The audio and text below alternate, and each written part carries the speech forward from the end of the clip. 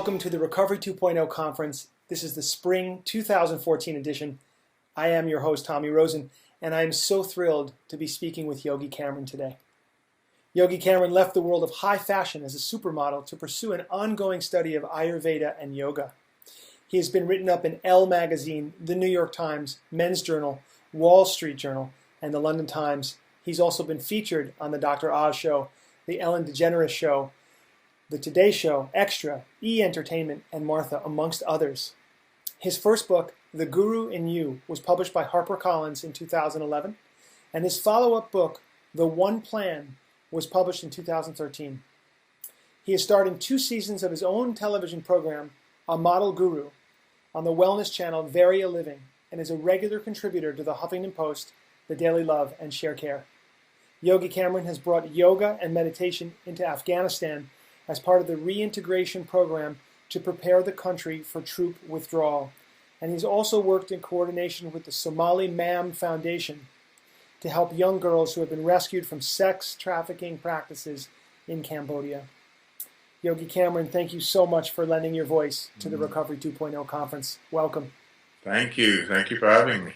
Yogi Cameron, I'm going to be very candid with you and start out going right in. I want to tell you that in the world of modern day yoga, by modern day I mean the way we're looking at it in the West, in the United States in particular, so this is where I teach and what I'm familiar with, we see a certain approach to yoga which doesn't always coincide necessarily with the actual definition and I think original intention of yoga.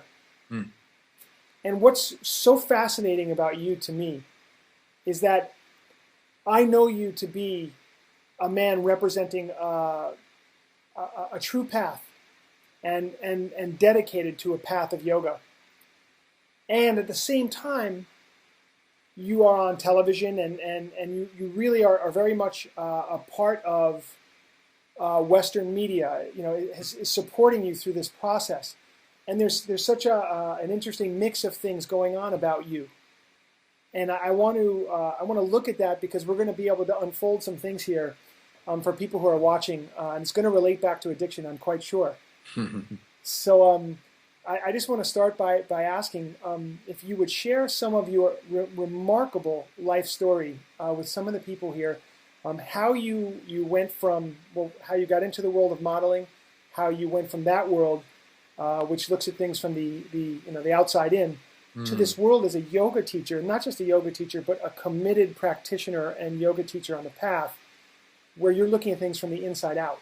I'd like to understand that sort of movement, that arc, if you will.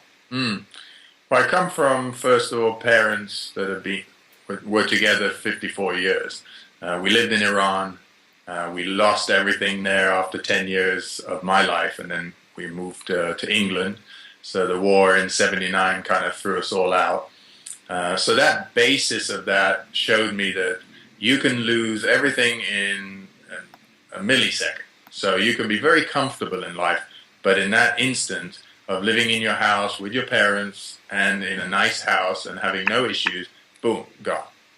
So suddenly that was like, oh, okay, you can't really rely on anybody, not because they're not nice or they're not your parents, it's just life, something will happen.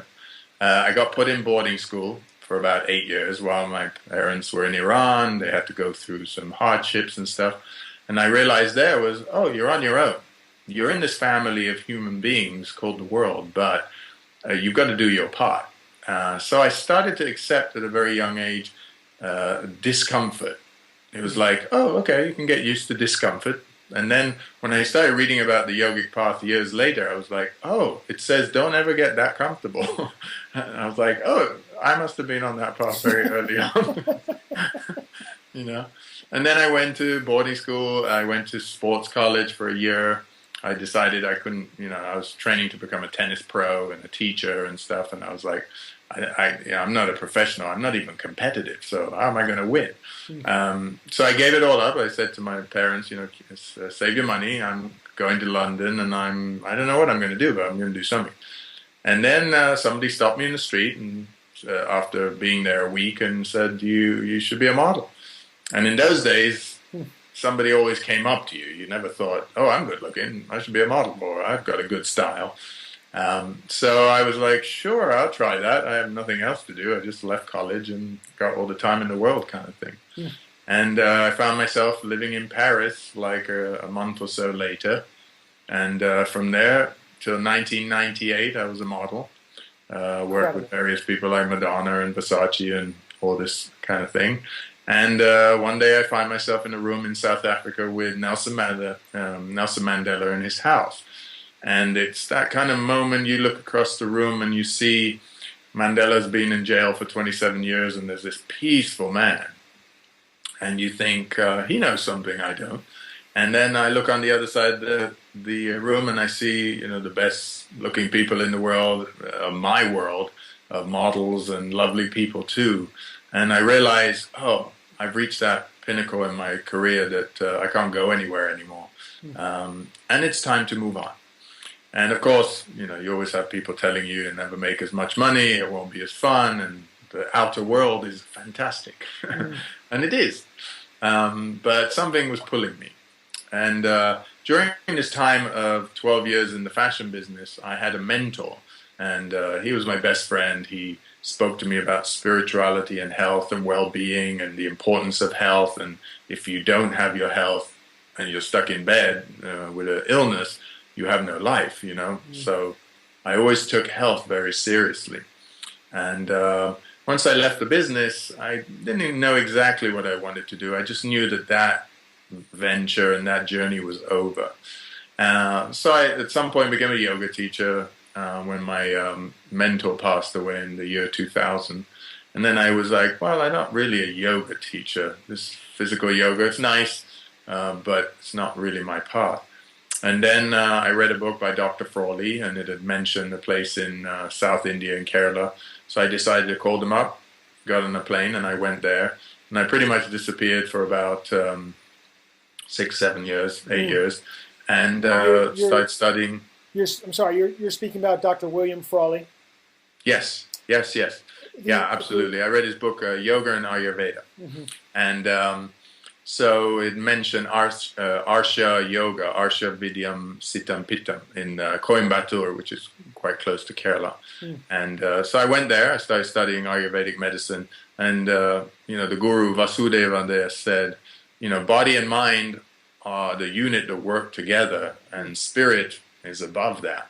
And he said, we never separate Ayurveda and yoga, because Ayurveda is your lifestyle, your habits, it's medicine, it's what keeps you fit and well. And yoga is that practice that you do to eventually leave your mind. So that was sort of like a new concept. I said, okay. So when I studied, gave very little attention to yoga postures, a lot of attention to practices of dharana and practices of sense control, pratyahara, and breath control, and all of that, and of course, the yama niyamas. So that was the study. For people who are not aware, Yogi Cameron is referring to some of the limbs of the 8-limb path of yoga. Dharana being single-pointed concentration. These are various forms of meditation that he's referring to. So his path really was a meditation-based, lifestyle-based path, is what I'm hearing. Yes. Yeah, absolutely. Yeah. Well, the Patanjali Yoga Sutra is sort of the Bible of the yogis. It sort of gives you the A to Z of how to meditate, and it's a journey of many lifetimes at times. So the Western man is sort of trying to reach it in this lifetime, and it's not always attainable. Thank you so much. That's a little bit of the story. Yeah. Now, you spoke about one of the great things that you brought up I want to hit on for a minute here. You said we don't really separate, from a certain perspective, we don't separate Ayurveda from yoga. It's all part and parcel of our existence. The Ayurveda, the science of living, that piece is how we live and how we treat our bodies, and how we sort of keep the body as a temple, if you will. The yoga piece, how we conduct ourselves in the world. Of course, there's the physical practice of yoga, which most people think of when they think of yoga in this country. But I'm thinking about a parallel right now between what your discovery was there about not separating lifestyle from the spiritual practice. I'm thinking about the 12 steps. And what I'm thinking about in particular, Yogi Cameron, I got sober from drug addiction. And that's how I looked at addiction at the time. It was focused on drugs. I now see addiction in a much broader perspective. But at the time, I needed help because I had a major drug problem. And I, long story short, applied the 12-step path. And it ended up lifting me up out of acute drug addiction. It actually it helped me. And to this day, it's a path that I cherish and love and advocate for most people, not necessarily everybody, but for a lot of people who struggle in the ways that I was. However, within the 12-step path, it's very action-based. There's certain steps you take, and there's things that you write, and there is a code of conduct that it helps you to build into your life, and it really is a beautiful design for living, as they say. And yet, it doesn't deal with the body. It doesn't address the breath. It doesn't address diet and our relationship with food. So it's really interesting. It does very much address our relationship with other people and our relationship with God. And it's incredible with that. And that's sort of the foundational element of my recovery, if you will, and for many people's recovery. But this other piece is missing from that particular path. Can you talk a little bit about that? And because that's why Recovery 2.0 really exists, is to try to bring some of these other elements into it. What are your thoughts? Well, in today's day, addiction tends to be anything that you're like a habit that you do more than sort of twice. And do you do it excessively? Excessively meaning for your body.